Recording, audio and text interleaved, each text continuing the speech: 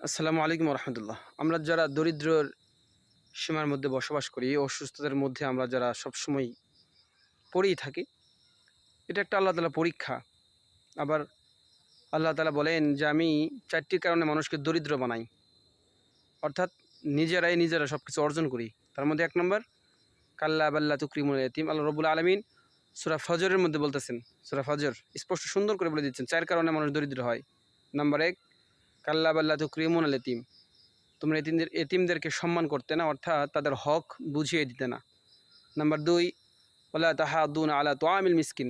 মিসকিনদেরকে তোমরা খাবার খাওয়াইতে না, অসহায় মানুষদেরকে তোমরা খাবার খাওয়াইতে না, যার কারণে তোমাদের দরিদ্রতা এত বেশি হয়ে গেছে। আল্লাহ তাআলা তোমাদের উপর দরিদ্রতা চাপিয়ে দিয়েছে।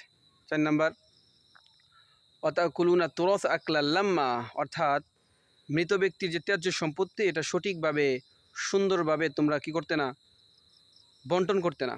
কাউকে কম দিতে, বোনকে কম দিতে, ভাইকে বেশি দিতে, অথবা ভাইকে কম দিতে বোনকে, মানে কোনো একভাবে কারচুপি করতো আর কি। আমরা আসলে যে কারচুপি করি, মৃত ব্যক্তি মারা যাওয়ার পরে তার সম্পত্তি নিয়ে অনেক সমস্যা হয়, সঠিকভাবে বন্টন হয় না, যার কারণে আল্লাহ তাআলা বলেন তোমরা এদের কারণে তোমরা দরিদ্র। ৪ নাম্বার ওয়াতুহিব্বুনাল মাল হুব্বান জাম্মা। দুনিয়ার মোহাব্বত, দুনিয়ার সব কিছু মোহাব্বতের কারণেই তোমাদের এত দরিদ্রতা। আল্লাহ আমাদের সবাইকে হেফাজত করুক।